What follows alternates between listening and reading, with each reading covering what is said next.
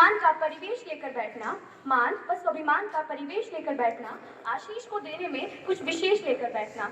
सुनना ही है मुझे तो अनुरोध केवल एक है कि दिल में देशभक्ति और मन में मानवता लेकर बैठना, दिल में देशभक्ति और मन में मानवता लेकर बैठना। शुभ रात्रि।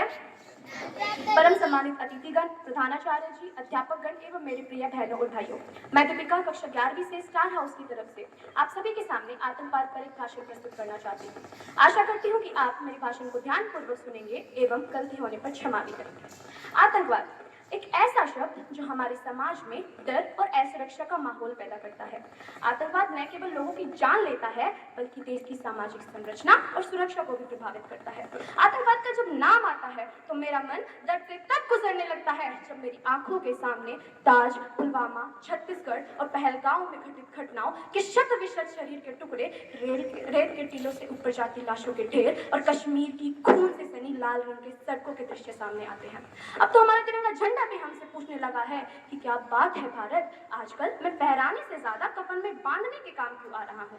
इस आतंकवाद के कारण ना जाने कितने बेगुनाह लोगों ने अपनी जानें गंवाई हैं, ना जाने कितनी माताओं ने अपने बेटों को खोया है। उन बेगुनाह लोगों के आंसू, उन माताओं का दुख ये देश कैसे भूल सकता है। इतिहास गवाह है कि जो समाज या देश अपने जीवन की महत्वपूर्ण घटनाओं को भूल जाता है, उन्हें भुलाने की कोशिश की जाती है, जो उन्हें अनदेखा कर देता है, वो समाज कभी भी अपना भविष्य नहीं बना सकता।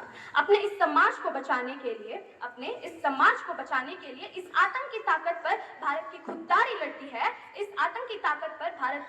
लड़ती है। यहाँ व्योमिका और सोफिया जैसी नारी लड़ती हैं। पहलगांव का बदला लेकर बता दिया दुश्मन को कि एक चुटकी सिंदूर की कीमत कितनी भारी पड़ती है।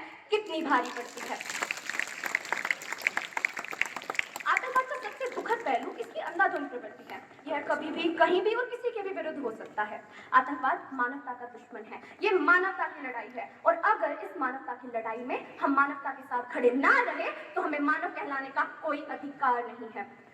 आतंकवाद समाज की क्रूर व भयानक समस्याओं में से एक है। आतंकवाद किसी भी धर्म, जाति या समाज से परे है, क्योंकि आतंकवाद का कोई धर्म नहीं होता। यह केवल और केवल भय और तबाही फैलाने का एक तरीका है।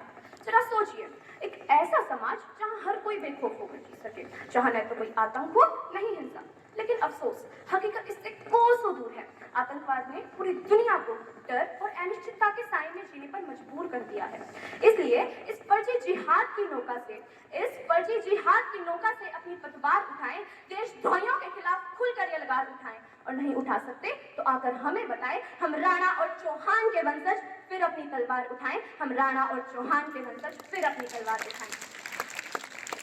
अब पानी फिर से उतर गया है, जो करना है कर जाने दो। इन वैश्विक क्रूर दरिंदों को थोड़ा तो डर जाने दो। आदेश करो तुम, जो करना है हम कर लेंगे। इस रोज के मरने से तो अच्छा है एक बार ही मर लेंगे। अरे बार बार की गद्दारी को भारत क्यों सह जाता है। ज्यादा संयम भी दुनिया में कायरता कहलाता है। हमने 70 साल खो दिए श्वेत कपोत उड़ाने में, खूनी पंजों के गीतों को गायत्री समझाने में। भैंस के आगे बीन बजाना बहुत हो चुका, बंद करो। खुद को बिच्छू से कटवाना बहुत हो चुका, बंद करो। नागफनी पर बेला चंपा कभी नहीं खिलने वाले हैं। पत्थर की आंखों में आंसू कभी नहीं मिलने वाले हैं। किसी भी युद्ध को जीतने के लिए पहल करना बहुत आवश्यक होता है। इतिहास गवाह है कि पहल करके बड़े बड़े युद्धों के परिणाम बदल दिए गए हैं। लेकिन मानवाधिकारों के चलते आज का जवान इस कदर बंधा हुआ है कि वो अपनी ड्यूटी पर खड़ा होकर भी पहल करने से डरता है, क्योंकि वो ये जानता है कि किसी आतंकवादी की राइफल से निकलने वाली गोली को तय करना पड़े या ना पड़े किसको लग रही है, लेकिन उस जवान की राइफल से निकलने वाली हर गोली को तय करना पड़ेगा कि चाहे वो किसी आतंकवादी को लगे या ना लगे, पर किसी निर्दोष को नहीं लगनी चाहिए। बंदूकों की गोली का उत्तर सद्भाव नहीं होता। हत्यारों के लिए अहिंसा का प्रस्ताव नहीं होता। कोई विषधर कभी शांति के बीज नहीं बो सकता है। भेड़िया कभी शाकाहारी नहीं हो सकता है। जब सिंहों की राजसभा में गीदड़ गाने लगते हैं तो हाथी के मुंह के गन्ने चूहे खाने लगते हैं। दिल्ली वालों ठोकर मारो दुनिया के हथकंडों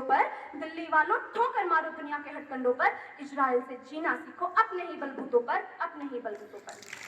अंत में कहना चाहूंगी कि अगर हम एक खुशहाल और संपन्न समाज बनाना चाहते हैं तो हमें एकजुट होकर मिलकर इस आतंकवाद के खिलाफ लड़ना होगा। हमें हर घर में दीप जलाना होगा, हर घर में दीप जलाना होगा, आतंकवाद के अंधेरे को जड़ से मिटाना होगा।